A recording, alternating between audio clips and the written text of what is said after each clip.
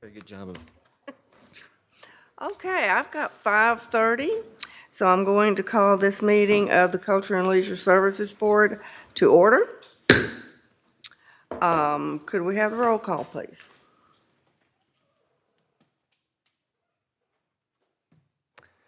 Kathy Parks, Here. Joel Fair, Here. Brad Purvell, Here. Betsy Runk, Mary Mascara, Jenny Scott, Tina Freeman. Present. Okay, we do have a quorum. And that's nice. And a full board for the first time in person. Yeah, that's been a while. Okay, first thing on our agenda is to approve or amend the agenda for tonight's meeting.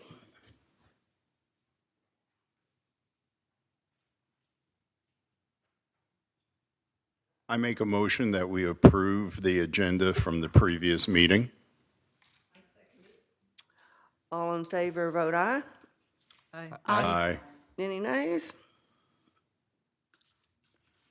All right, the next thing we need to do is approve the minutes for the October 24 meeting.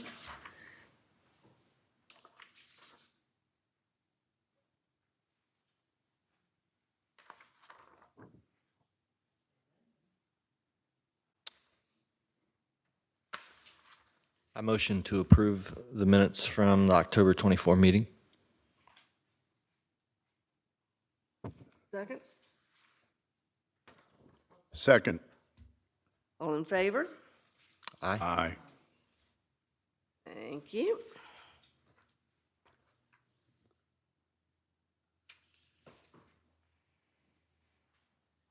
Then we need to approve the Leisure Services Advisory Board regular meeting schedule for 2025.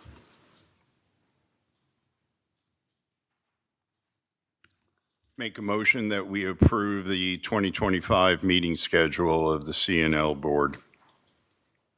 I'll second that. All in favor? Aye. Okay, now we're going to receive the update on the tennis court. We do have some members of the public that would like to speak to this. Mr. McGregor, would you like to address us, please? And please state your name when you get up here. Hello, my name's Robert McGregor. I'm a resident here in Cape Canaveral. Live over at 752 Bayside, right by Manatee Park. Been living here about 8 years and kind of found this nice little location over here, Nancy Hansen, and been playing mainly pickleball. I've played a little tennis there, played a little racquetball, haven't done the shuffleboard. But I noticed that first time on the agenda, it's coming up about possibly painting more lines on the tennis courts. I know there's some issues with the tennis and the pickleball, but we're one big happy family. We should be able to get along. I know some people have issues with the blue lines interfering They're with the white very lines. distracting for us tennis But- players. We have issues with the white lines and the blue lines too. It's a little hard. But if we play over here at C5, we got the basketball line, the volleyball line, so you got several lines over there. If we do paint more lines on the tennis courts, the other two courts that haven't been painted, I see it generating more revenue because we can have more leagues. The Florida Pickleball League is, I know, looking for more courts. We could use those in the afternoon to generate more revenue. Could have possibly more pickleball tournaments. But in the meantime, I know tennis has got to have their share.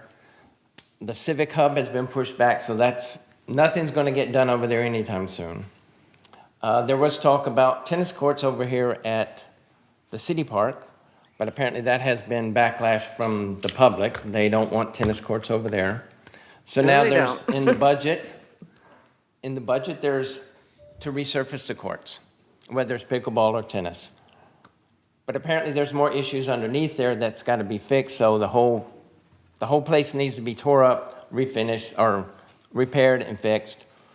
So hopefully, one day, I know tennis would like their courts, pickleball would like their courts.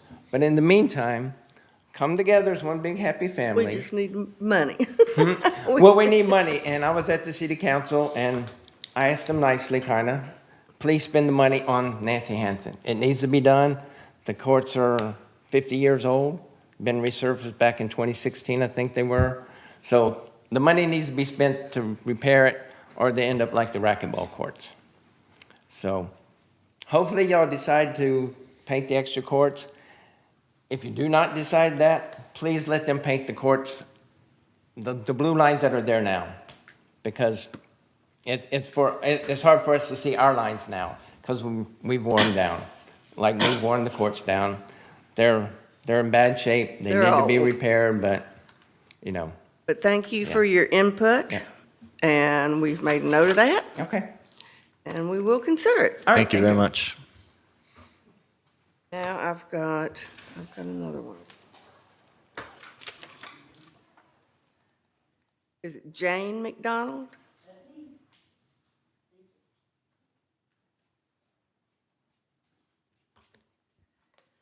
My name is Jane McDonald. I live in Cocoa Beach, but I am actively involved with Cape Canaveral Pickleball Club, and I work hand in hand with Marcy and now with Missy at C5, running events and being very inclusive to a lot of people that can play. We're working on all kind of different things, all different levels, all genders can play.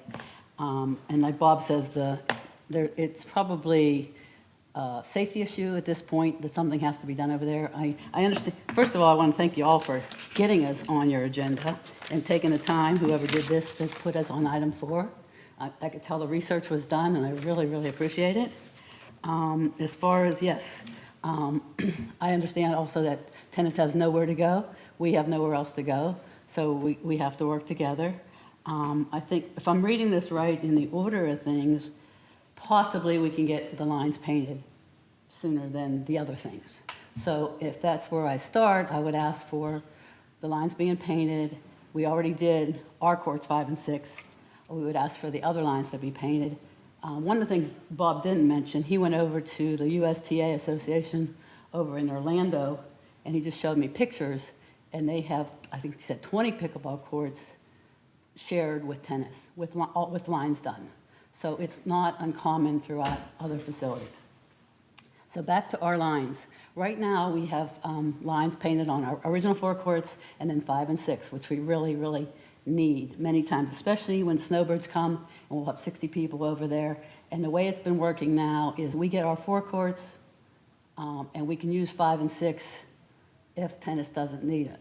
Well, it's been proven with usage, and I'm sure other people can back me up, that pickleball, more times than not, is going to go over to court 5 and 6, and tennis isn't going to use it. So I would request if someone could consider just making 1 through 6 be ours, and if tennis needs 5 and 6, we'll give it up. It's just kind of the opposite order, just based on usage, is my idea. And then, like Bob says, we know the Civic Hub, or a version of Civic Hub, isn't going to be coming around for a while, so there's no sense even talking about this. But if we do get to resurfacing, and the 10 courts have been painted, and there's no issues, then of course do the 10 lines again, and maybe consider some designated pickleball courts. That's all I have to offer. Thank you Thank for you. your input. Thank We you. appreciate it. You're welcome.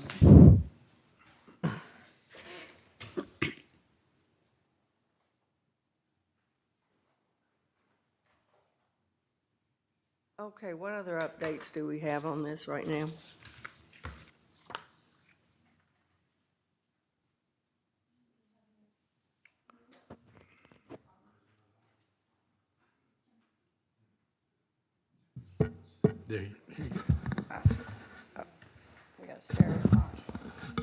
All right. All or nothing with the microphones. So sorry if there's a weird surround sound. So as I kind of explained a little bit in the agenda cover, did do a lot of research on this. And I also, as a result, for those that have been to the facility for many years, you'll see that the podocarpus around the tennis courts has been trimmed and looks better than literally it ever has in the 10 years that Good. I've been here. I would say for the first time, they physically got between the fence and the shrubs instead of just going down the fence line and cutting what was overgrowing. However, in doing that, Marcy noticed that the years of improper hedge trimming by our tree contractors has resulted in the fence being bowed out in certain areas. So she sent me a maintenance request to see if we can have the guys tighten up that bottom line so that it comes in and it forms a straight line. But as she sent me those photos, I couldn't help but look at what was underneath. And you can see the obvious damage of 40-plus years of just regular old rainwater And when they running get down wet, the they fence get wet line. and take half a day to dry. Yep, and it's a real indication of what the vendors that have been coming out to give us quotes and to give us recommendations on the appropriate scope of work to get, the most bang for our buck and the longest lifespan for our buck. Whoever built these tennis courts in the beginning should deserve some sort of award because they have lasted 28 years beyond their projected lifespan based on Florida conditions, Florida rain, and usage patterns. So when I got that message from 90 Court Surfaces, or 90 Sports Surfaces, which is a very well-known name in both tennis and some other sports surfacing. So when someone from a company that old and that respected comes to me and says, I'll give you a quote for whatever you want, but you're not going to be happy in a year, and you're really not going to be happy in 5 years. So I took what she said to heart, and I forwarded the updated information to the city manager. I was able to meet with him on Tuesday before the city council meeting to give him a rundown. And for those who are new to the city, our city manager was once our building official, so I wasn't speaking Greek to him. He knew exactly what I was talking about, and he actually wasn't even aware that our tennis courts were actually asphalt. So asphalt tends to be on the cheaper side to fix and repair and install, but also does last longer than concrete and cracks. It cracks, but it takes a little bit longer for it to do that. So they did these courts right the first time. Unfortunately, they did these courts in 1976. So as it explains in here, if we do just cut off Court 5, re-pour it, and then resurface everything with the acrylic over top within 5 years or less, the brand-new court will sink and it will crack the surfacing and we'll be right back where we are. Now, that Court 5 might not have the dip in it that it currently does, because that part will be addressed by removing the court and fixing whatever substrate, removing whatever organic material or whatever it is that has decomposed and caused the depression. But now we're going to have a tennis court with a step between Court 5 That's and Court dangerous. 4. So, yeah, so we're right back in the exact same position. His recommendation for me was to write a memo to City Council to let them know where we are with this, because they approved this project. They approved the CIP as written for $115,000, which is what the previous vendor that surfaced the courts had quoted us. And after going through the original purchasing records, which I needed a refresher because at the time I was a senior secretary and I created that purchase order, I actually looked at the contract, and interestingly enough, from the perspective of this company, they felt that they had repaired Court 5. They did note at the time, this was in 2016, that they were in very poor condition, but I'm curious as to why they felt that was repaired.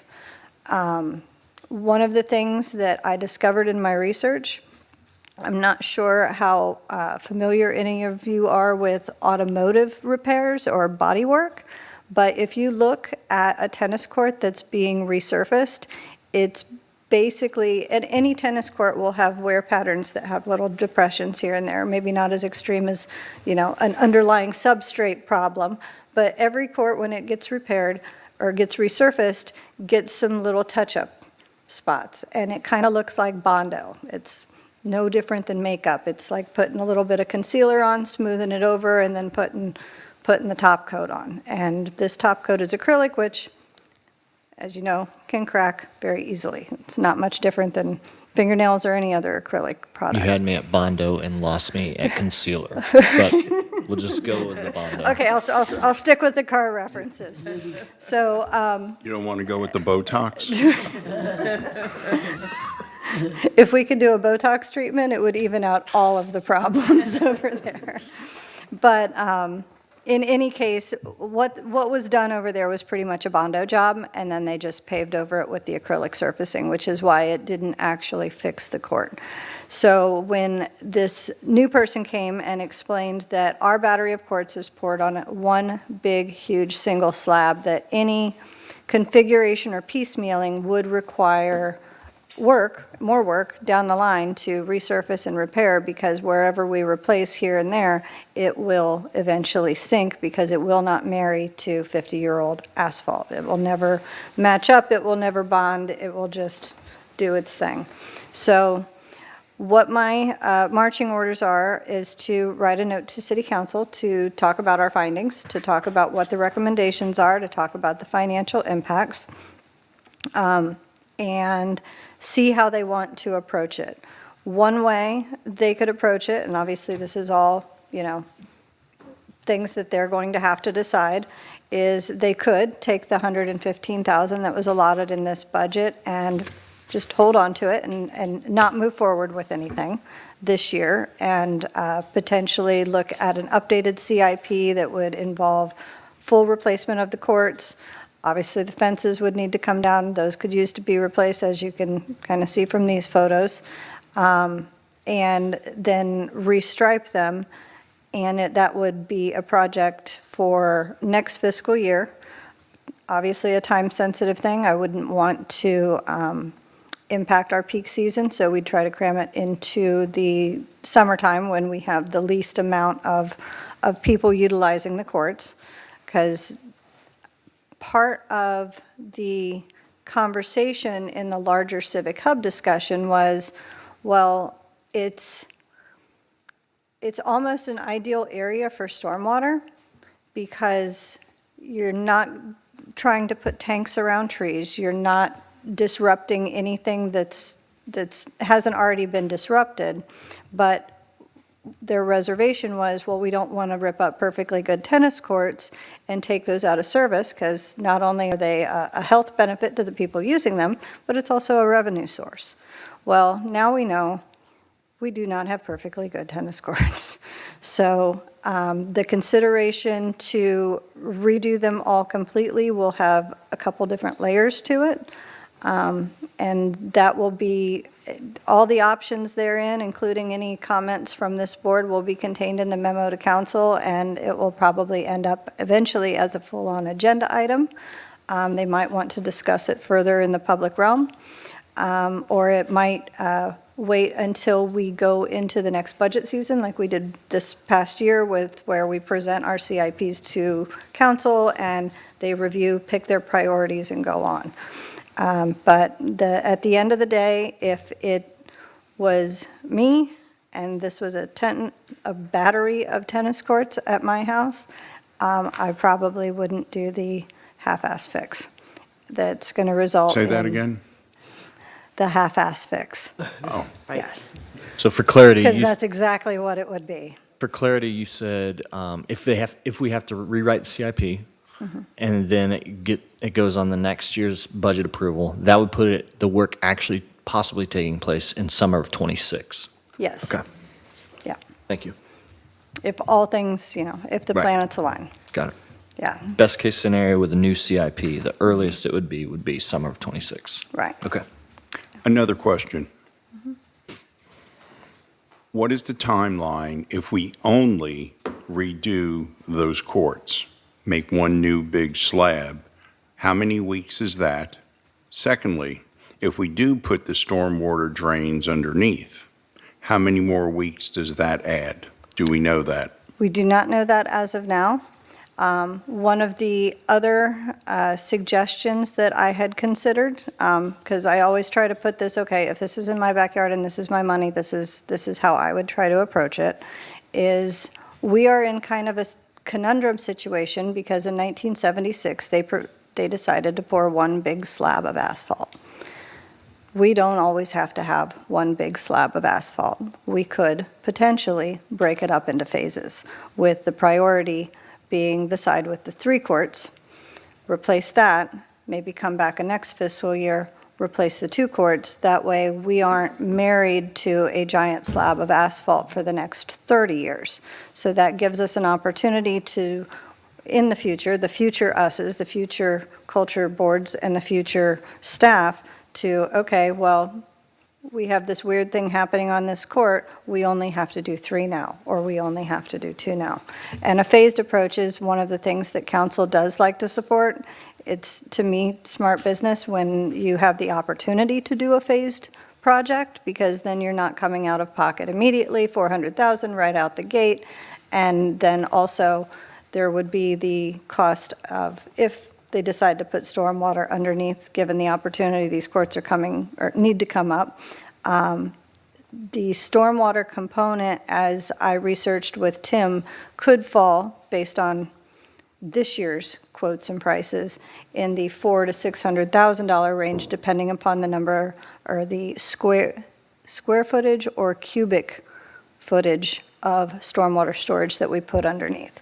One of the early numbers that was thrown out when they were first doing assessments of the Nancy Hansen property was that at full capacity, under all 5 courts, they could hold over 700,000 gallons of water. There was discussion at council on, we don't want to overbuild, we don't want to underbuild, because overbuilding, now we have a bunch of these stormwater vaults that are never going to really be used. What do we need to actually accomplish? So there's a lot of math to be done. There's a couple different options for them to consider. And overall, the courts themselves would be in the $400,000 range. So we're looking at over $1 million between, if we go with all 5 courts and at the same time, and stormwater underneath all 5 courts to the capacity that they were originally projecting. Excuse me, I'm a little confused. The $415,000 bid, that was only for those 3 courts or all 5 courts? That was for all 5, to remove and And the additional replace. 400 that you're referring to is the cost of putting the tanks, whatever they are, the stormwater tanks underneath? Yeah, the implements underneath. I guess my question would be more towards the council then, to say, what's your long-range plan for that space? Because if they're saying, we have a big space there. You have a building, Nancy Hansen, which has needs of its own. You have this shuffleboard, which isn't really used. There was talk, maybe moving pickleball over there at one time. What's the state of racquetball? So you've got this huge cities block, plus you've got the Civic Hub area and all that space across the street from there. The Civic Hub area is actually the area you talked about with the shuffleboard area, Right. like the whole But, space. I mean, that whole space. So you have a huge space there. And is there really, should there not be the long-range look at what would be the ultimate goal in the next 6-8 years to develop that into a very good space? So do you really want to waste money in the short term and then turn around and say, oh, well, now we're married to having to keep these tennis courts in this space, when maybe in the long-ranging plan, it would be a better choice to put them in a different place, or pickleball, or whatever. So, this resurfacing that you had done, which lasted for 8 years, could be redone for $115,000, maybe buy yourself another 6 years, during which time then you could look towards what's our long-range plan for this whole space. Because maybe Nancy Hansen is going to be looked at to say, we don't need that building. We could move the classes over to the C5. We could do something different in that space. We could put bathrooms like we did over by the ball courts just for outside. We could do redo the place where people come in. You might be able to manage it with a smaller kiosk type thing.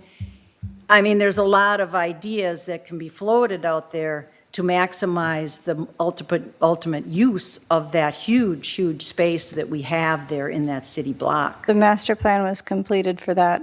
The progress has just been paused. Exactly. But what I'm saying is now with this new finding, possibly that needs to be relooked at, what that master plan is. And is this, how would this be incorporated into this, or this water situation? Do we, like you said, do we need the water situation after we've made some improvements this year, or do we not need the water situation? You do need a water situation upstream from Fillmore to prevent. But I'm just saying, there's a lot more moving parts here. And so are you better off to do a smaller resurfacing, fixing, whatever, even if it's not going to buy you a lot of time, but it's buying you time to say, okay, we can budget for, we can look forward to putting forth the steps needed towards our master plan. This is almost a step towards the master plan because the tennis courts were never going to be moved. Well, I'm just saying, And maybe considering many of the options that are on the table, that master plan need to be looked at again. Because And- that master plan has been out there for a while. A short while, but also we've already been given $100,000 from this council this budget year to start working on the Nancy Hansen to make the necessary upgrades that we need for the roof that's falling now on two corners, and to make it all ADA accessible, which it is the antithesis of ADA, right down to the doorknobs and the approaches into the building.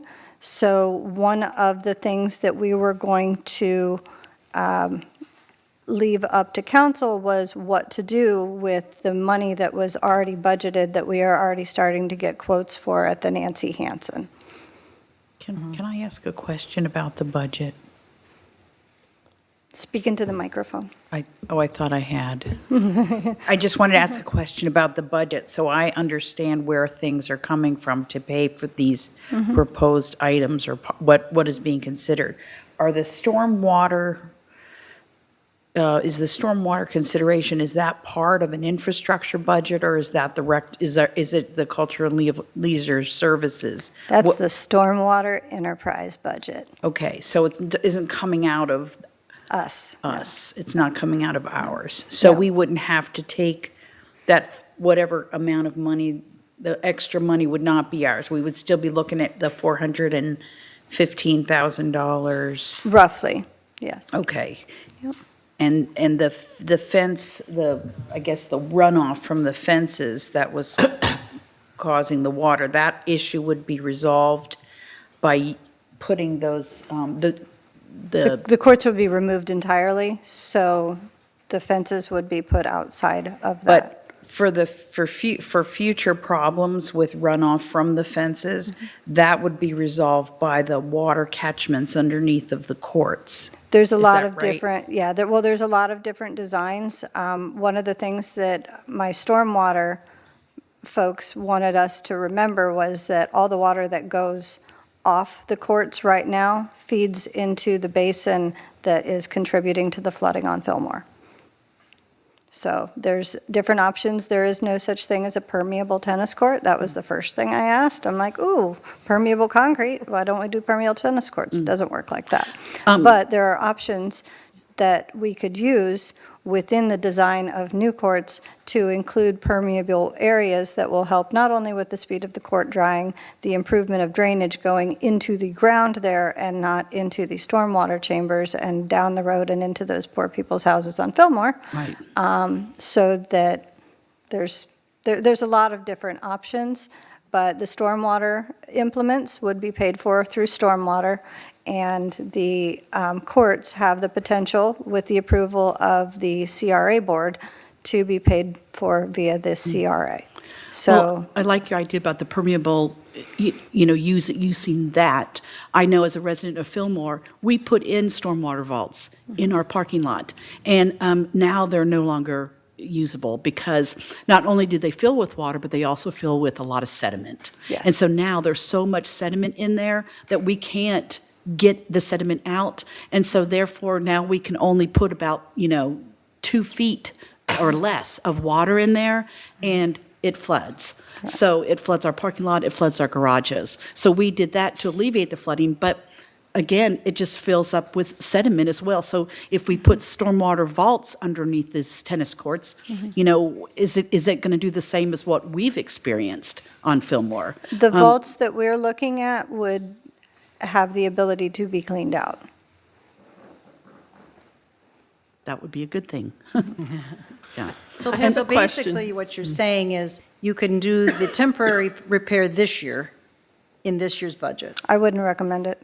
or you don't really need the repair this year, and you can use them as it is, and wait and hope that in the next budget cycle, they would approve doing a larger fixing of the project. With more sustainable design and resources for funding as well.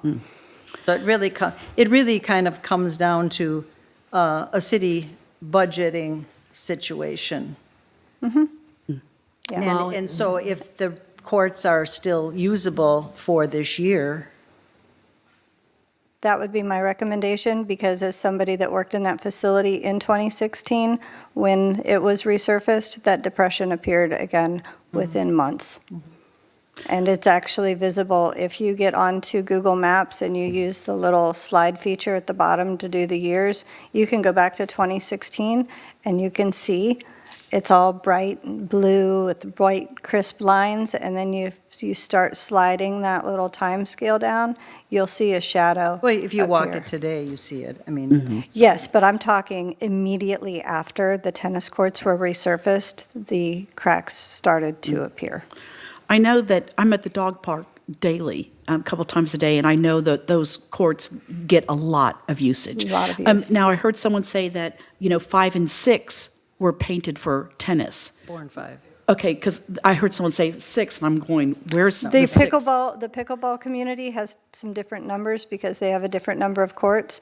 But as far as the tennis courts that we're talking about, 5 and 6 do not have pickleball lines. You can somewhat see that in the picture on the attachment. Right. You can also see the wear lines and wear impressions from where pickleball is actually being played outside Right. of the space. It's interesting to see the aerial because you see how the surfaces are being used. Right. And well, But- I mean, I hate the idea of kicking the can down the road, and it being such in disrepair now, and for at least another year or even 2 years, because if we've got to get it approved and then we've got to get the contractors in there and everything, I mean, it keeps getting put off and put off. But, I mean, I know there's a lot of other places they could play as far as, Ocean Oaks has courts, Cape Winds has courts.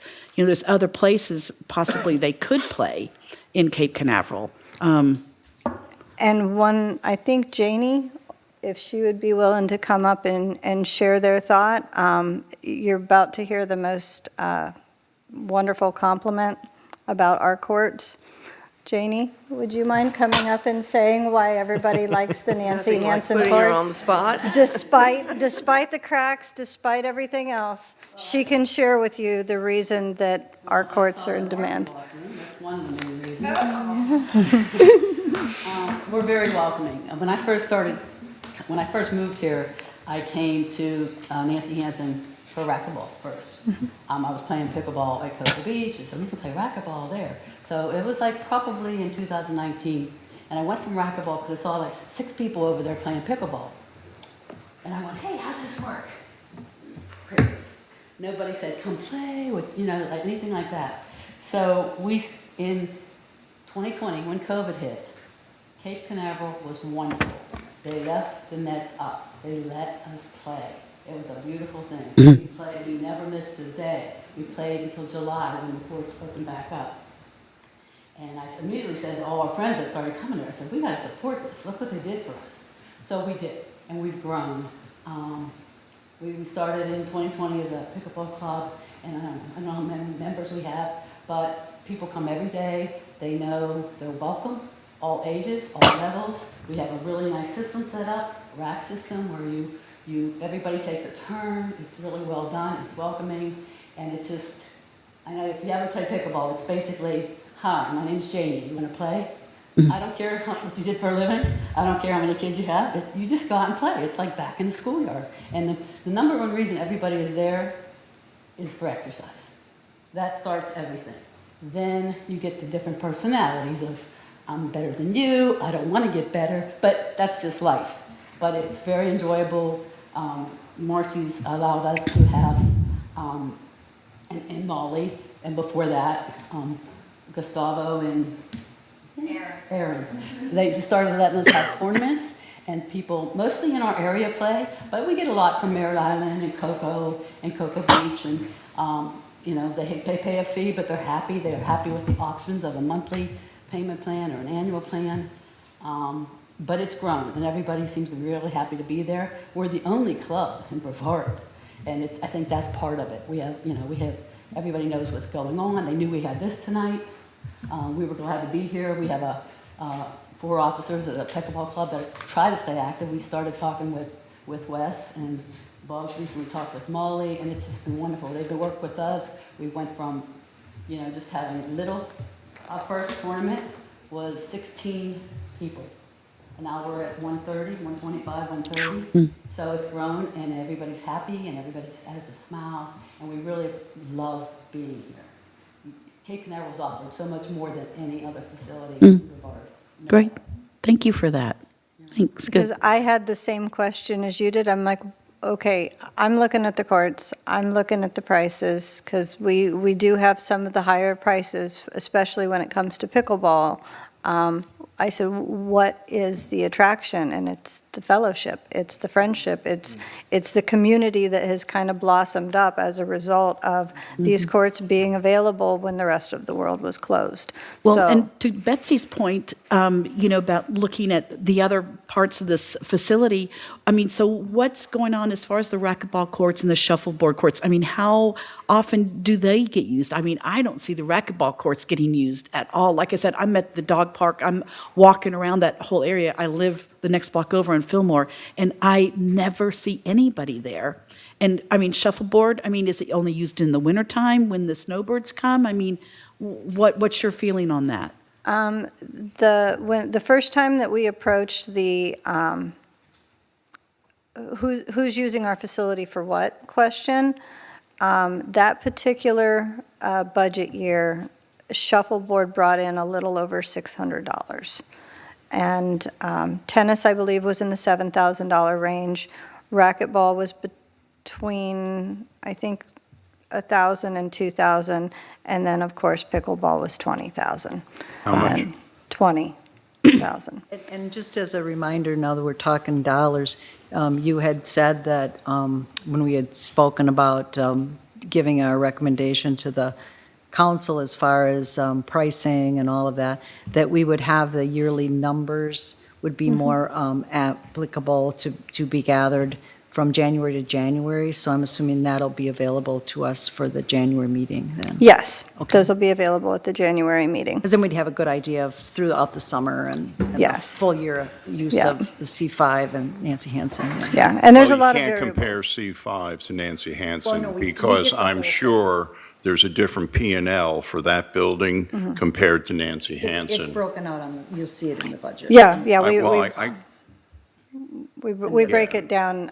The fee structures are different, and also, one of the other reasons that the fee structures are different for the two facilities is not only the type of amenities, but I've had people ask me, well, why can't I have just a single membership for both? And I say, well, do you pay the full price for your membership. Oh, no, at the community center, I use my silver sneakers. Well, that's why. Because Right. silver sneakers, we tried to get silver sneakers at the Nancy Hansen, but a tennis, racquetball, shuffleboard, Zumba complex does not check the boxes for silver No, sneakers. I think that's great, Molly. They're both separate business units within our department, and you have to keep it like that because there's more expenses to one, to another, and whatnot. That's the way it should be, 100, in my opinion. I do have some comments. It's funny that you brought up the dollars. First, I want to thank you two, Director and Deputy, to allow me to meet with Marcy and go through the courts. Honestly, first time I've been on the courts. However, let me say this. Marcy is a gem. You are lucky to have a gal like that. I know. She demonstrates a true joy and knowledge of that facility there, okay? You can pay me the $5 later, but no, it's the truth, okay? Some things, and I'm just going to, some things that I found out and did some ciphering. These are only directional numbers. I figure that entire court complex, okay, other than Zumba and all that, generates about $60,000 to maybe $80,000 a year, possibly more. Doesn't. We do about $4,000 a month, Just depends on 5,000. what areas you're looking at. so it's less than that, Yes. okay?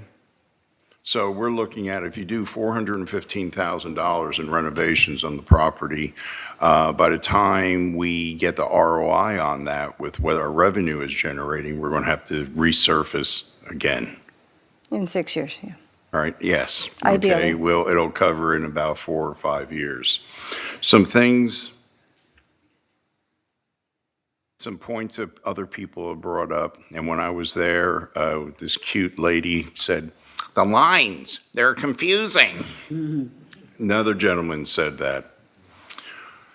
Some of our traffic lines are confusing too. And if you go back to when we had multi-use major league stadiums, you had football lines, you had hashtags that were for the goalpost, you had hashtags for college football, you had soccer lines, you had infields for Major League Baseball played at the same time. I'm not a smart person, so I went on Zillow looking for condos that had tennis and pickleball courts. All tennis courts, or the majority of them that I found, honestly, I saw 3. They had pickleball courts on the tennis courts. So that's an accepted thingy, okay? If I was a pickleball player, though, I'd be a little upset with the city for this reason. You can't see their lines. It's very hard to see those lines, other than that powder blue line.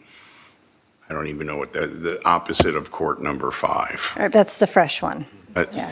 That's the so, most recently painted one, yeah. so I think the pickleball courts, there needs to be maintenance on that. Talking about court number 5, if we go along with your suggestion to push the $115,000 resurfacing to the following year so we can tear everything up, put the stormwater thingies in there, yada, yada, yada. My suggestion is this on what's the court next to it, 4? Yeah. Put pickleball lines on there and on court 5, the most southern side of that court seems to be fairly flat. Yes. Put pickleball court lines there.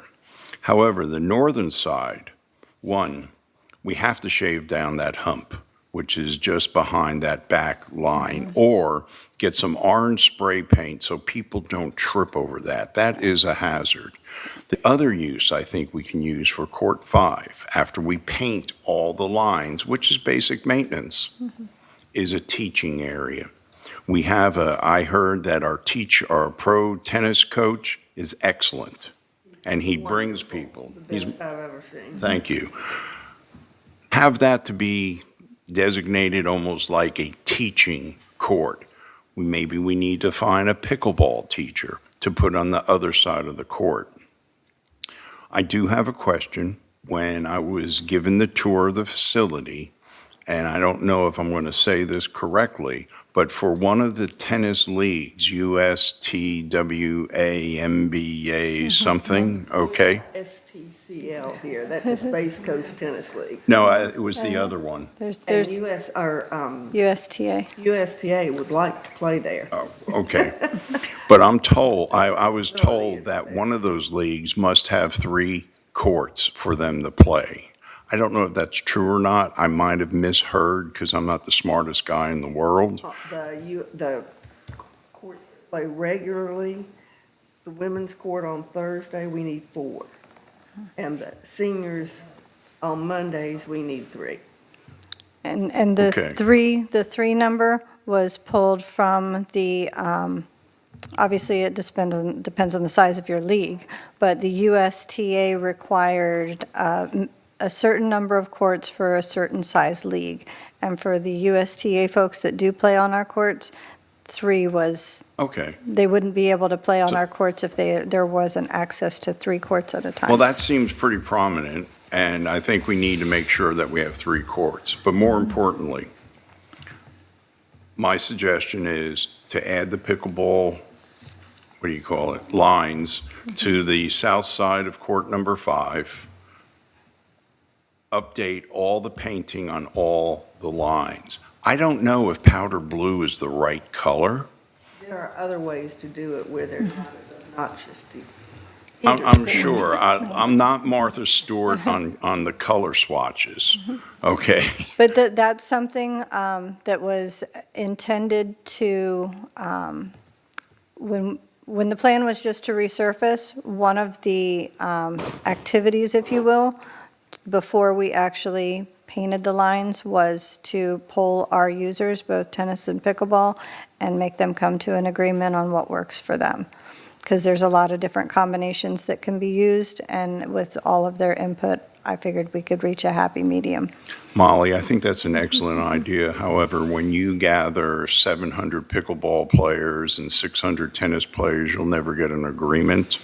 I think what the city needs to do is talk to a national pickleball group, if there's such a thing, talk to a national tennis group, if there's such a thing.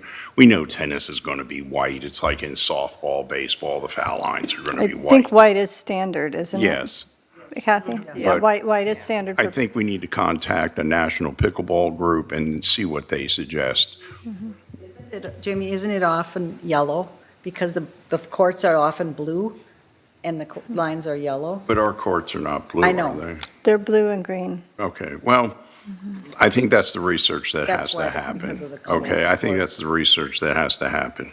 And the last time they resurfaced, Gustavo actually allowed the users of the courts to pick their colors, and they picked the exact same colors that were there Well, before. Like you said, it's done in-house, so it's easy. Well, that's pretty standard. Yeah, and it's in-house, but we just need to get to that national organization and find out what the 2 color choices are. I think that makes the most sense, and then no one's going to be upset because they picked the pink, this other person picked the powder blue.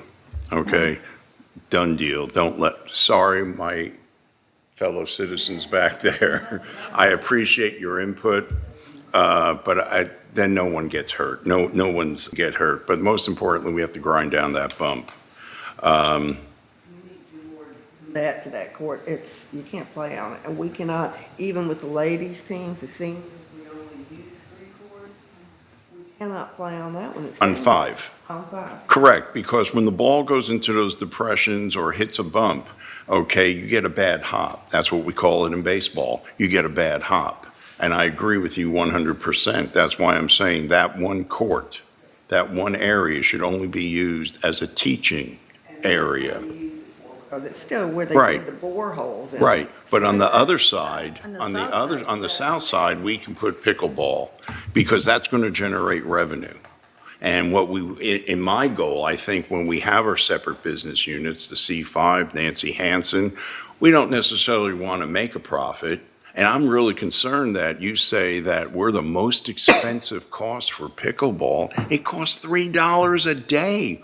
I know Kiwanis is brand new. I have not seen those pickleball courts. Those are free, from what I understand. But $3 a day, not an hour. That's basically free, okay? And if people are complaining about $3 an hour, and if you're a senior, it's $2 an hour, help me.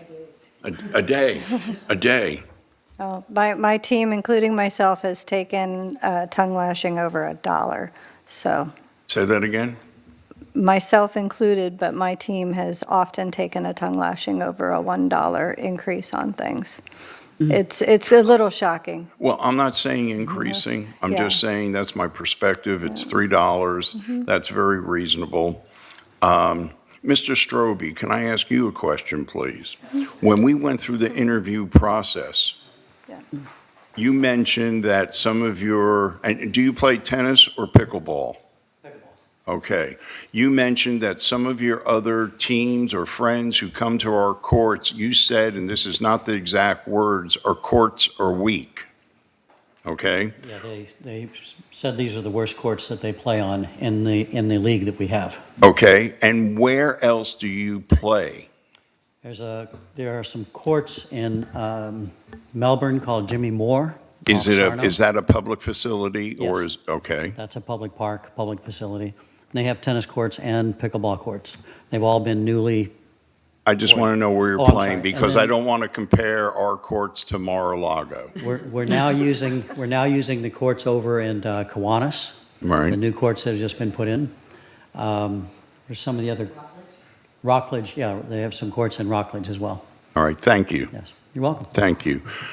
The research I found is Rockledge is an excellent facility for a public facility, and I got this information from a tennis player. But then they also compared it to some country clubs, and we're not a country club. We're a public facility. I think maybe we should look at Rockledge and see what that is, so in the future when we upgrade. I'm sorry to take over, guys, but I think we need to look at that so we can see what our competition is and what we should get to. But again, my recommendation is, I agree with you, Molly. Let's push the $115,000 back a year if we can get the guarantee from our city council. And I think we should add 3% on that for inflation, that we can get that pushed back a year. However, almost immediately, I think we should figure out how to reline the courts, how to do proper maintenance on the pickleball nets, whether we just paint them so they don't look so rusty, okay? And take care of that hump, which could be an injury hazard on court number 5. And thank you very much for everyone for letting me take this piece, and thank you very much for letting me to do that research. I also apologize, since we only had a week notice on this and due to other scheduling things, I could not visit Kiwanis. I could not visit, I think it's called Fee in Melbourne, to look at other facilities, okay? But thank you for allowing me to say my piece. Well, I know at one time there was a big discussion about taking out the shuffleboard and putting pickleball over there, and there could be a total of 10 courts put on over there in that space and taken down much of the tree area. And in the end, that might be the best solution, to separate the pickleball from the tennis and make them, like, I've been at the Kiwanis ones, where they can put in better fencing to separate the courts and make the play much more amicable to the players, so the balls aren't going all over into other courts and all of that kind of stuff. So that would be probably ideal. When that could happen, I don't know. But that would be a conversation for another meeting. No, what I'm saying is, there and again goes back to what is, do we even, look at what is best short-term versus what's our long-range plan? And not make bad decisions in the short term that will tie us into something that isn't wise long-term. And that conversation can be part of the larger budget conversation that'll start in the spring. What's before the board tonight is whether or not you guys want me to paint the lines on the other courts. Definitely paint the lines, I would say. And I liked your idea, Brad, by saying there's no reason, if tennis can't use that furthest south court, whatever, 5, 6, whatever you want to call it, that, yes, yeah. Then you might as well put pickleball on it, because they can play in the south side of it, south part of it, and just not use that north side of that court. And then, and then you add in court 4, and paint that as well. And there's always ways to be nice to everybody, and, and Marcy does a good job at saying, these days it's not it's not available for pickleball because we have tennis tournament or tennis league, and on these days you can't do this and that. And I think that works out very well. And Marcy works closely with Missy when there are days that tennis is there to make sure that there are engaging opportunities for pickleball players to go everybody play to at the other play and facility. all that. But it's, too many times have there been where there's no open tennis going on, and those extra courts could be used by pickleball, and they're not. And so you're really losing revenue because people don't come, because I'm not going to sit and play if I have 30 people ahead of me waiting to play. So increasing the size would increase the revenue. Key is revenue. I have a question, Molly. Yes, ma'am. I liked your passing idea of a phased approach of redoing all the courts. And as I understand from what you said, according to the master plan, all the courts are going to be in the same place where they are. So it's possible to do a phased in where you would do like the first batch of the 115 next year. Is that what I understand? It would be Yeah, for that could be a an complete option with, do-over. yeah, that could be an option. But my question had to do with, because you're going to be putting in the storm drains underneath to help with all the stormwater drainage, because I know that was part of the whole thing with the whole civic hub, was to have all these stormwater drains. Can you do that also on a phased-in approach, or does that have to be done kind of all at once, like when they did the baseball fields? You had, Like when they did the baseball field. but you can do that phased in under each of the Each section, depending sections that upon you- how much that you volume they completely determine is redo. needed to help alleviate the downstream issues. So, yeah, Because that could would be at least phased. get us started, not only on the courts getting redone, but getting us started on the storm drains and helping with all the stormwater, wastewater. Yeah. And it could give us the option, I mean, there's a lot of different variables that council will have to look at between the phased approach, whether they want to put stormwater underneath there, whether they don't want to put stormwater, how much stormwater they want to put underneath there. There's a lot of different pieces to it, but I think having all of those different options is a positive, and it allows us to build this space and use this space to the best interest of a future-ready community. And it also makes it easier, I think, budget-wise, when you take a bite of the elephant instead of the whole elephant all at once. Yes, and it would also do that for future generations, where if something needs to be addressed underneath the courts, or they decide, we need more stormwater, you're looking at reasonably either tearing up brand-new courts that are quote-unquote perfectly fine tennis courts, or Just doing it by section. or waiting 30 years for them to be in the condition they're in now, and then go, okay, let's put some more stormwater down there. So there's a lot of different ways that the larger project can be addressed. We're just knowing that there is a larger issue at hand.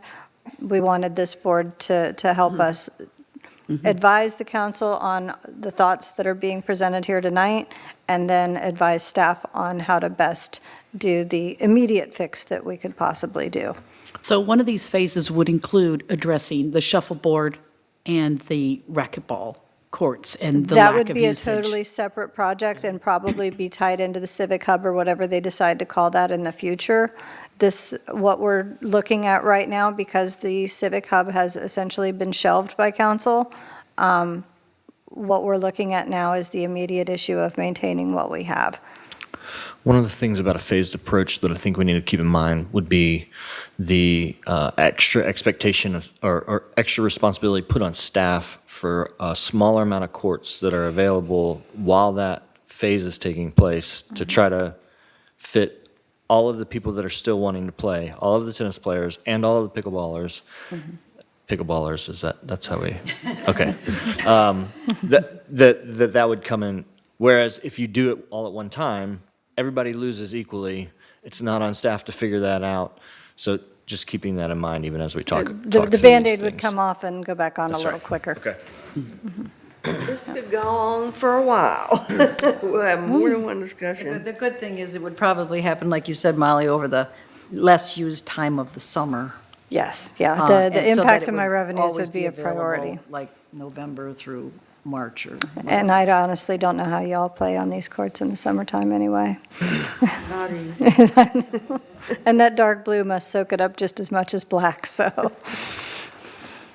Are we ready to move on to our next agenda item? Are you guys no. going to make a motion I would on? make a motion to, like, I think everyone that has spoken has said we would recommend moving the CIP to next year to resurface the courts, or come up with a new plan, new CIP to resurface the courts and take into account whatever we needed to do with stormwater drain. But we would recommend that we paint the lines on all the available courts, repaint the lines. Is that Yes. what everybody has heard and said? Okay, so that would be my motion, would to go ahead, advise council, we would agree with Molly's plan to repaint the lines and move the CIP off of this year's budget to next year's budget when we have a better understanding of what all's going to go into that. It might be cleaner. Yep, please give us the For cleanest the one. sake of our poor PIO / community engagement manager / board secretary now, I'm going to have to redo your business cards again. Yeah, you're going to just have like an 8 by 12 maybe. I think the one motion could be the advice on the painting, and then the next motion could be the advice to recommend staff what to tell council about the larger project. Okay. Well, I make a Not motion just then that, repainting, it's the additional painting. What? It's not just repainting what's there, it's the additional painting Right. also. Yeah. right, Okay, I'll make a motion to request that, because it's the city, right? The city does the painting? Yes, it'll be That the city in. would repaint all of the existing lines of the courts with the addition of painting the 2 courts that have been unpainted for pickleball? Or should we just say, no? Nope. Not, Say it not that way. fully that last No, part? say it that way. I Okay, think just that's the leave right it way that to way. say it. Okay. Adding the additional 2 courts to be now painted for pickleball. And then that leaves it up to staff to figure out if Figure they out want how to. they want to do with that. They do need to figure with out that the safety other issues, one. but if they want Figure to that make out. that I would second that motion. All in favor? Can we do a roll call on this one? Sure. Sorry, Amy. Brad Prevel. Betsy Ronk. Approved. Joe Fair. Approve. Kathy Parks. Yes. Jenny Scott. Approve. Mary Mascara. Yes. And Tina Freeman. yes.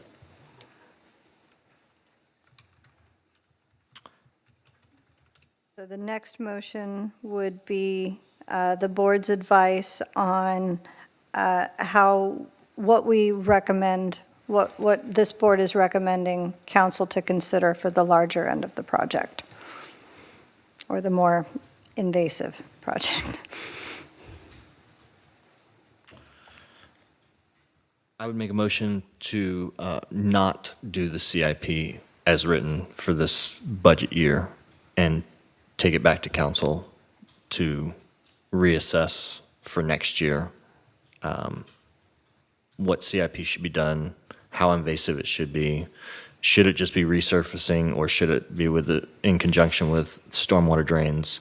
And then that would go back to the city to figure out and then bring back to council. But I would not do the $115,000 CIP to resurface the courts this year if we're going to have to redo them next year.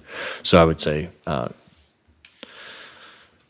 Delay the use of the monies that was in the 24-25 budget of Yeah. $115,000. motion to a is not later to date. execute the CIP, but to take it back to planning for a reassessment for next year's fiscal budget.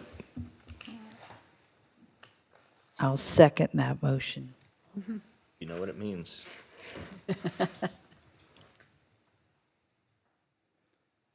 All in favor? Roll call. 4. Brad Prevost. Betsy Ronk. 4.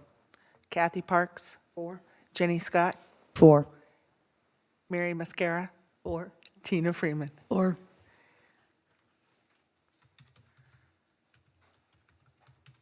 Okay. So those are the first two 7-0 votes in a very long time with a full board and full support for the recreational needs of our players. Thank you. All right, next thing on the agenda is updates on the board membership and look at the alternatives for the alternate. And we've got two, we have already interviewed these two women that have applied.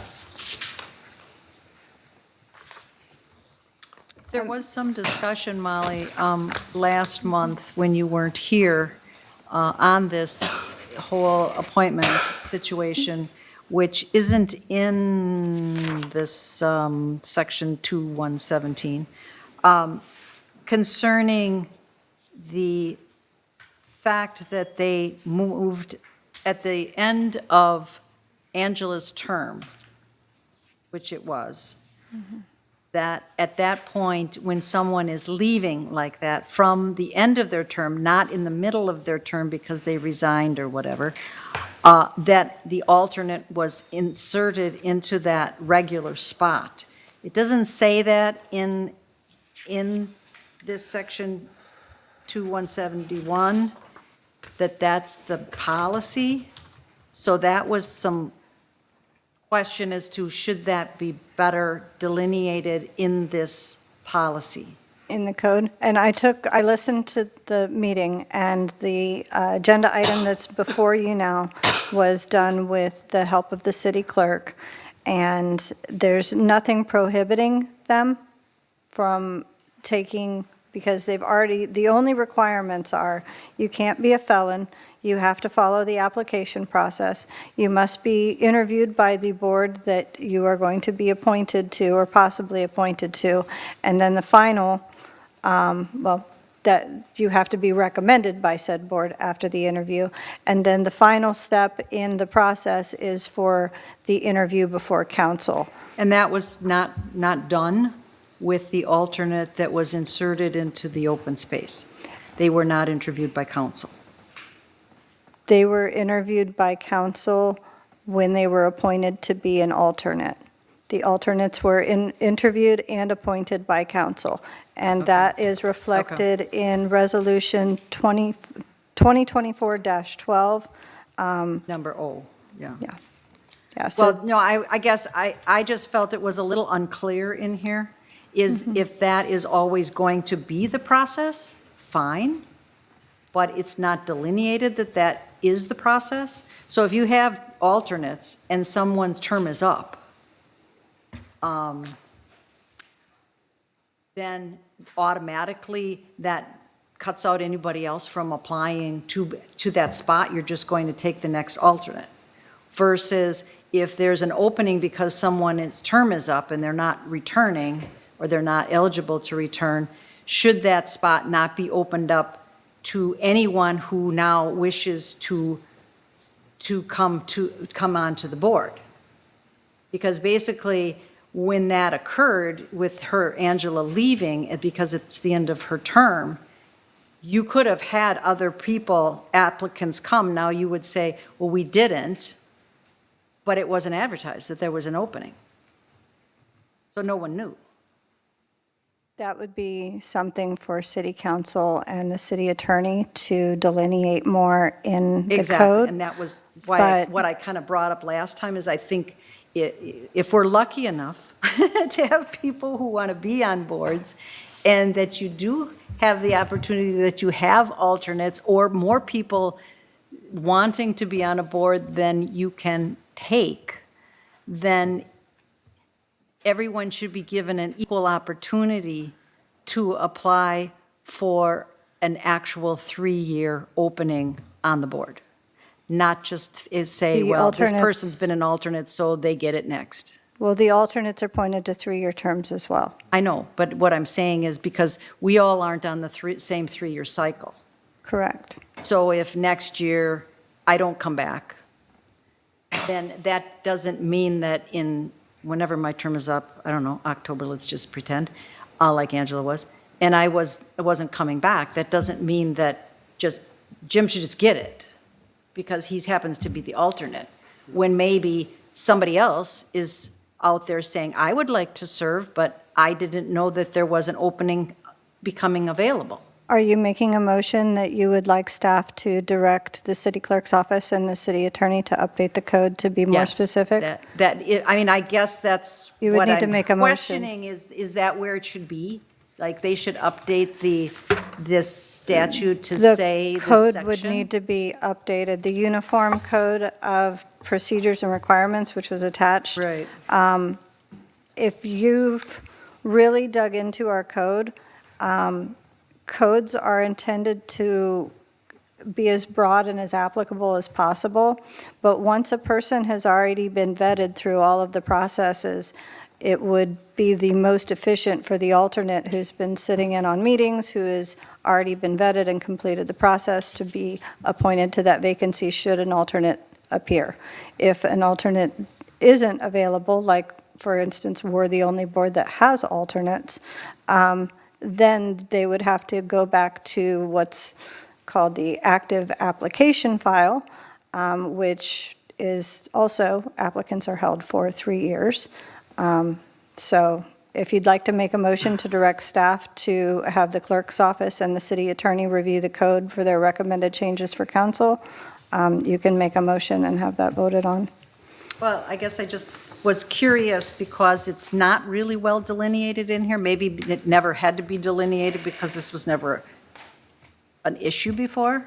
But I would hate to, I guess I just want to make it more fair and equitable to anyone who wishes to participate and not have anybody feel like they're not being allowed to be seen and heard and apply.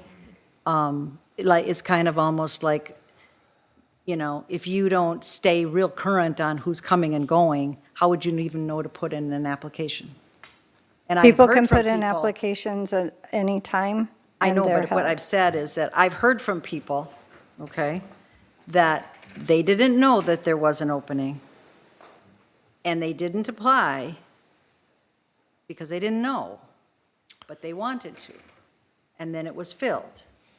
Now, They you should may submit have- an application anyway, and it will be retained for Well, 3 see, years, and they'll be maybe that contacted. needs to be more widely advertised, if that's, should I say? That people aren't aware of that. I just don't want people, I just don't want to lose any good people. Well, you have the opportunity right now, where you've interviewed 2 applicants, and these are the only 2 current applicants that we have with interest in this board. You have the opportunity now to make them an alternate for the next 3 years as part of this item. Before that, can I ask one clarifying question? If an alternate comes on and fills a active board member spot, would they maintain their 3 years from when they became an alternate and then they would roll off, or would they fill that spot for the duration of that person, whatever the person stepping off is? The duration of the person they're replacing, That is delineated in the policy. yes. Okay. Okay. So you can either not appoint a second alternate, or you can see if, recommend one of the other two people that have already been interviewed, or you can tell us to go back out for applicants for this position. Now, I know last time, Joel, you had kind of said we should not, we should leave that second alternate open. It doesn't really say in the, I kind of sort of remember the conversation, but not fully. I was making that recommendation so that Molly could do what she did and gather some of the information for us. I think that we could, my decision, or my recommendation would be different now. And the only thing that I was thinking, you talked about it not being fair that people may not know that a position's available. I think also it may not be fair to the people that have been coming as alternates over and over and over to, and really sacrifice time and effort. So like, fair would be an interesting word there. Well, I guess maybe I look at it more like anybody who wants to pursue for an appointment or a position, it should be fair and open to everybody who wants to participate. It is all in the an time. elect. So, so if you've been an alternate, then you have that on your resume, saying, I've been here, council, and I've been here for 3 years as an alternate, and I would like this position because I have. But, versus, what if it was an alternate who never came? Doesn't know anything that's going on in the board. And then you have someone else who comes in and is a very good candidate. It shouldn't just be given to the alternate because they happen to have their name there, but really didn't appear to be interested in the workings of what was going on whatever board it is that they're on. Oh, that's all I'm saying. Board alternates are held to the same standards as all of you. The only difference is that they can't vote unless one of you aren't here. So that includes attendance. Yeah, I didn't see that either, so that was why I'm like, I don't know if some of this needs to be somewhat buttoned up. But one of the things we were considering too was when people put in their applications, and we considered that as part of the criteria, did we not? That when you put in your application, that helped break ties and helped just make decisions as far as, who was going to be considered first, second, third, that type of thing. Yes, based that's on when what they it put came in their down to. application. Yeah. Well, that was our decision to use that as a tie-breaking tool. That's not delineated in the statute. And thankfully, we had that as an option for a tie-breaking tool because the code can never address every variable that might come up. I don't think codes can address every little thing that's going to come up, and it's good that it can be general enough that we were able to do an option like that, our own option, and I think that's what codes are supposed to do, have enough of a structure to work within it, but does not have to detail every single solitary detail. Well, I agree with that too. It's just that I was surprised to see that without any input from the board here, that a person was seated in Angela's spot. But the board did have input when we approved the Approved person. the alternates, And right. that- But I guess I did, and because when I read through the statute, then I'm like, well, nothing says that the alternate is automatically inserted into the end of someone's term versus into the middle of someone resigning. That was all. And I thought, if that's the way it works, well, then that's fine. I don't have a problem with that. But does that need to be delineated in the code so that there is nobody complaining that stuff's going on that shouldn't go on because it's not in the code? That's all I'm saying. So we'll wait for a motion on what you guys want to do about that. I don't exactly even know how that would be, Well, So the board can take one of, so the question on the table is, the board may take one of the following actions regarding this vacancy. Recommend a previously interviewed candidate to fill the position, direct staff to select new applicants to fill the position, or leave the position of second alternate vacant. And then you could make a second motion if you decided to have staff work with the city attorney and the clerk's office and city council to amend the code.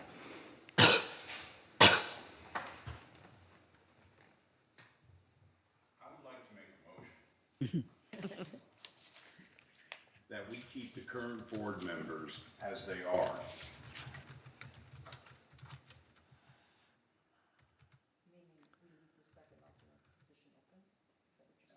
I'm saying we leave the current board members on the board as they are. Well, we're just second.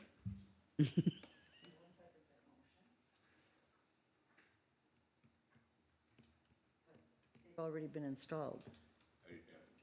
Oh, okay, you're getting to a point.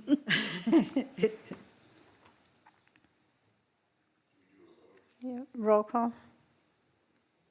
I'm not sure exactly what the motion is, just leave everything as it is. Leave everything. With as the first it is, alternate. With the people that is currently on the board, so there is no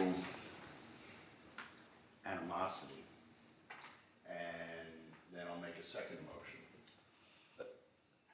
That motion doesn't, Doesn't- sorry. it doesn't not doesn't make apply. sense. Okay, then I withdraw that motion. Here till all the right. My terms current are up, motion right? is we leave the second alternate open until there is a unfinished term, and then the first alternate person could finish that term, and then we open it up at the end of the term. That's how it should work.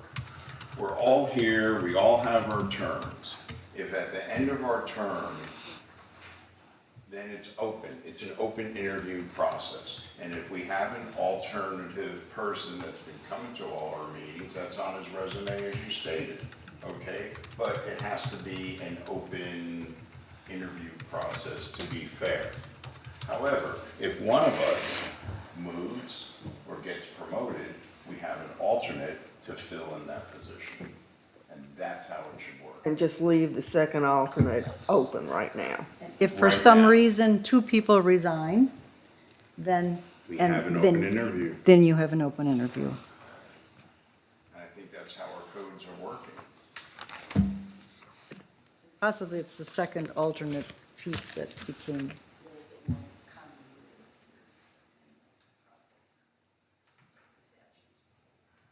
Is there a second? So make that again.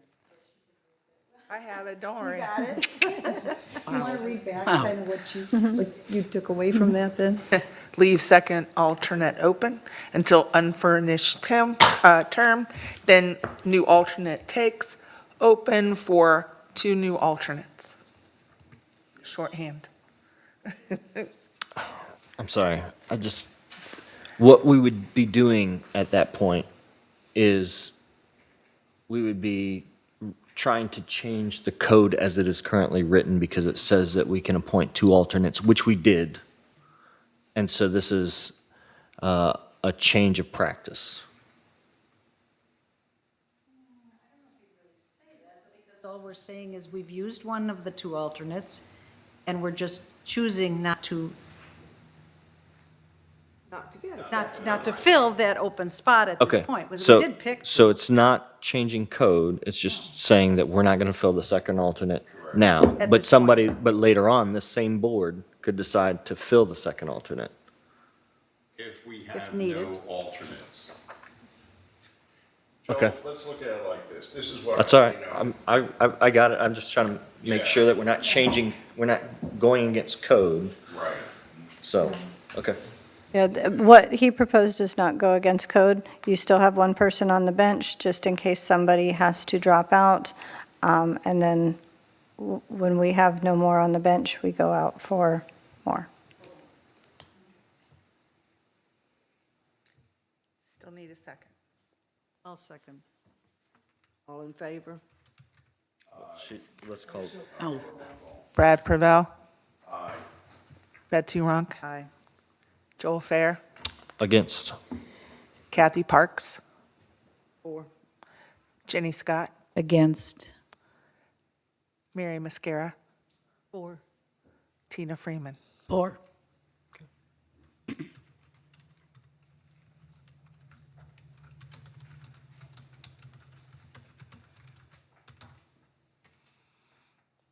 Okay, the next thing we have on here is staff reports. John? Yes, ma'am. We are coming into the holiday season, which is the busiest time for our department.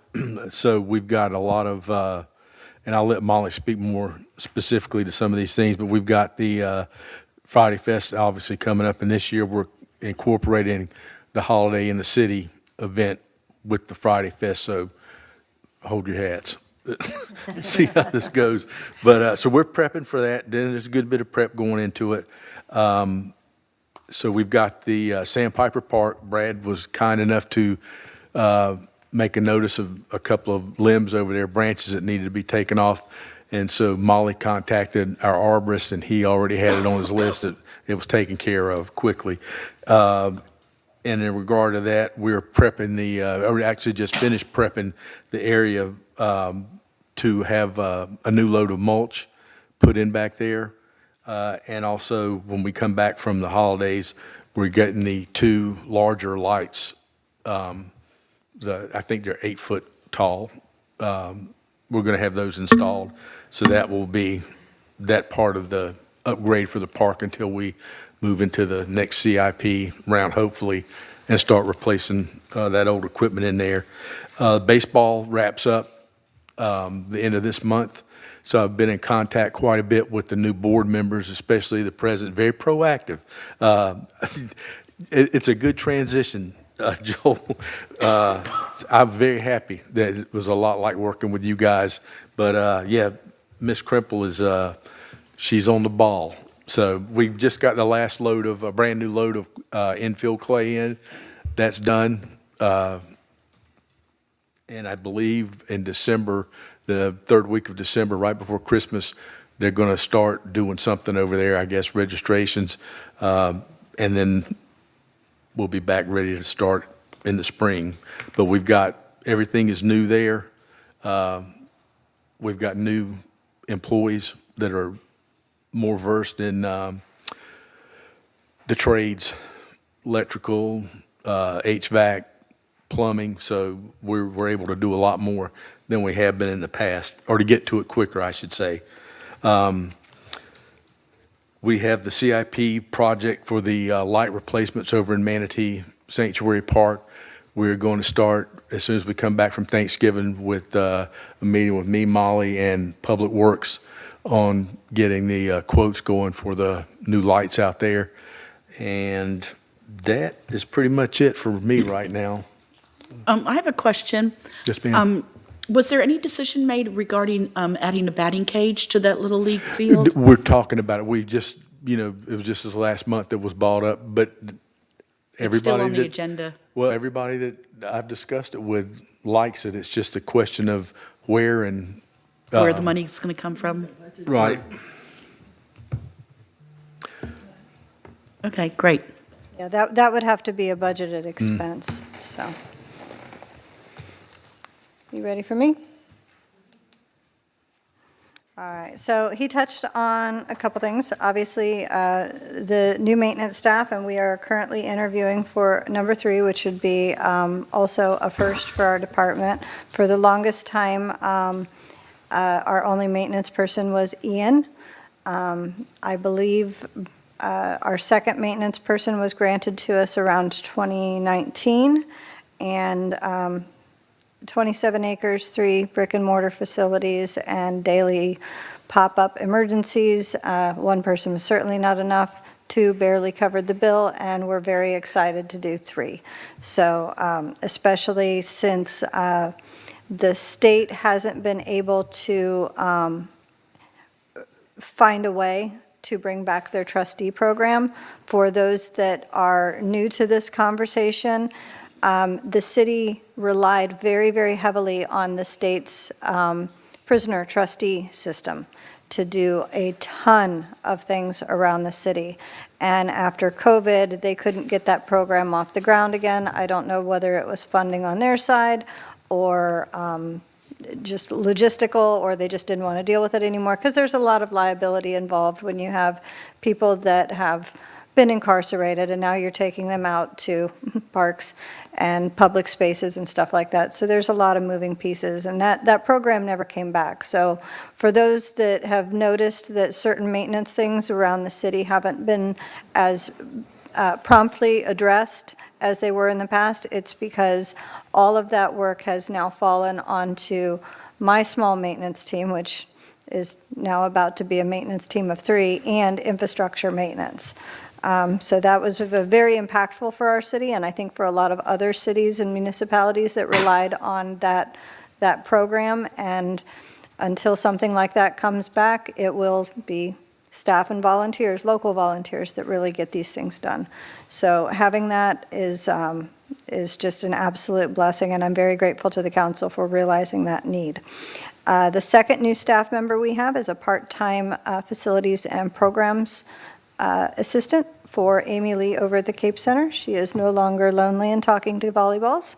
So that and your approval of the blanket policy document for the Cape Center. Thank you for that, by the way. That is untying our hands on a lot of things, and we're already getting the ball rolling on getting some more programs in there, and hopefully building some revenue-generating items, and fleshing out a lot more of our exhibitions. We have a new exhibit that's actually being installed as we speak that is fantastic.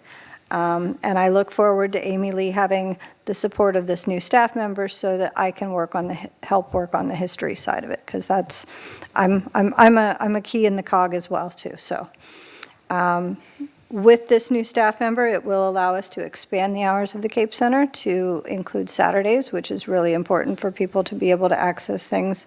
As many retirees and service industry folks as we have with flexible schedules in our community, not everybody can do things Monday through Friday.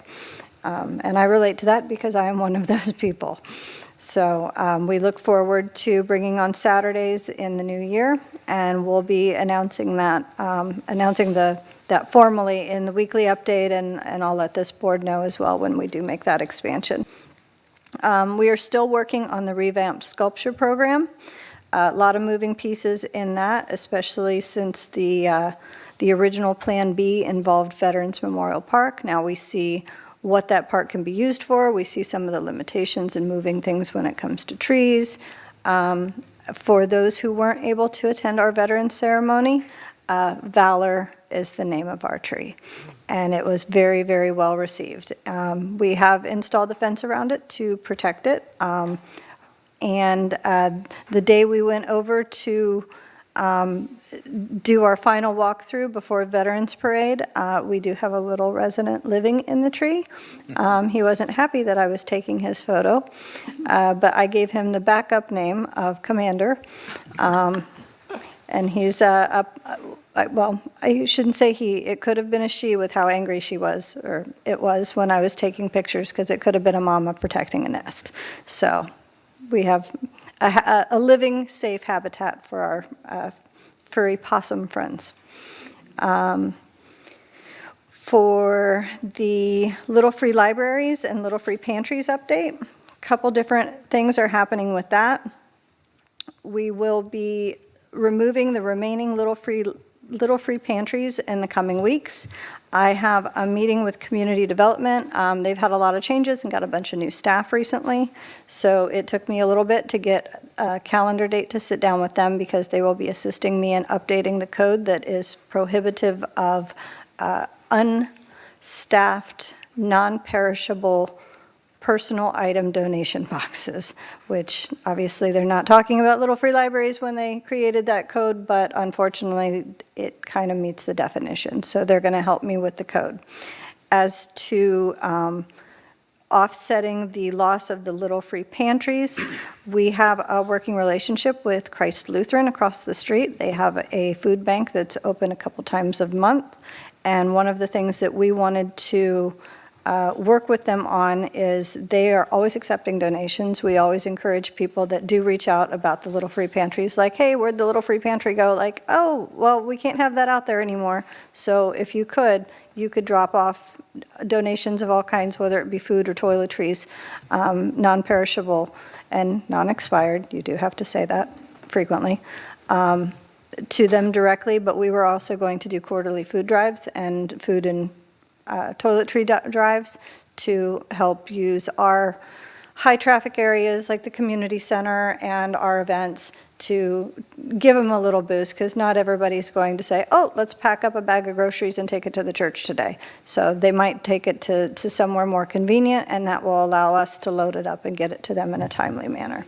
To offer, especially as if you're trying to do food drives, what about something like if you bring a non-perishable food item, you can play pickleball for free today? That's one of the considerations, and there was also some considerations on the months that the city hosts a beer booth for a complimentary beverage for a donation of a bag of groceries.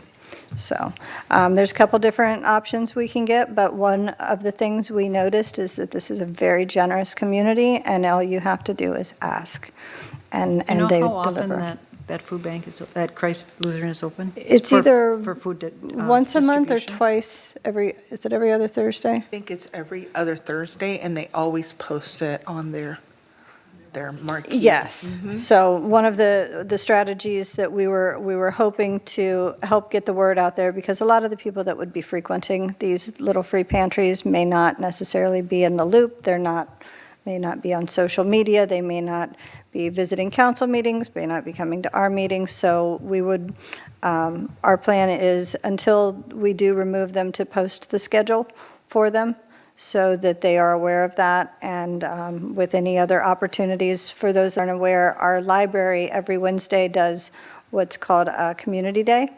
And it's an opportunity for residents or non-residents or people with housing situations or other financial needs to go to the library and speak with people that can help them get enrolled in SNAP, that can help them find housing solutions. It's almost like the like 211 in person.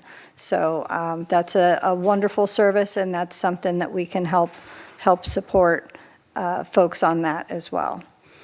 Ooh, this is a fun one. So I was approved to take a Parks and Rec Master Planning Certificate course at the beginning of the fiscal year. So I'm started that. I'm about halfway through.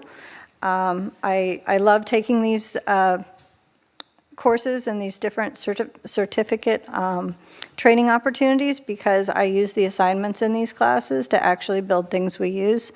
For those that don't know, the Cape Center logo was actually a part of my master's degree program. So that I use everything that the city tries to help me with. I immediately turn it back and I give it right back into my work. So one of the things that has come up with other departments is the city's comprehensive plan. Obviously, Parks and Recreation fits in there. I believe we're Chapter 6. I do not know how much involvement previous generations of directors have had in being part of that master plan, but I'm excited to take what I'm learning in this course and not only apply it to working with this board, because I'm pretty sure that this board has never had any direct input into that master plan, and to work on a full-on strategic master plan for our Parks and Recreation system as a department, and having the information from that lend to the comprehensive plan for the city. So I'm very excited to be part of that. So if I get homework, you get homework. So, and yeah, that's about all I have. Any questions? Anything I missed? Oh, nope, that was last month. You took care of that. What's that? The thank yous for the people that assisted with trunk or treat. Yeah, all right. I just want to add one thing. I'm so, the Veterans Parade was awesome, and the turnout was very good, and I just hope we can, since this is the first annual, I hope we can continue that, because it was very well received in the community and everyone who attended. Thank you. That was all Jose Pierto? Here. Pierto. Like any nonprofit organization, it's very difficult to rally volunteers. It's very difficult to get everybody on the same page at the same time. It's difficult to get commitment. So notwithstanding the many people that you did see volunteering that day, Jose made that event happen. We just gave him the space to do it and the means to do it as safely as possible. So I thought it was very successful. There wasn't a whole lot of cleanup. That was my main concern, was please tell them not to throw things out of their cars. And they were very, because you don't think about that until you're the person that has to sweep the streets. That's why we didn't invite the horse folks either. So it was a good experience for us. Amy had to attend in my stead the, I call it postmortem, I think that's Wrap up. the after action, the archaeologists use different terms. The after action meeting over at the VFW, and so we'll be starting the planning process a little bit earlier next year. There might be some tweaks, but overall, I think everybody was very happy, very excited, and it's definitely, especially for a community like ours, it's so important to honor our veterans and give them their moment in the sunshine. So, yeah, thank you. Clarity, you said you had a maintenance position open, Yes. and do you have any positions at C5 right now? Yes, a recreation leader position. Okay, and then you have a position at the Cape, or that one's already been? That's been filled. Okay, got it. Thankfully. Thanks. Can I ask a question about cleaning the buildings?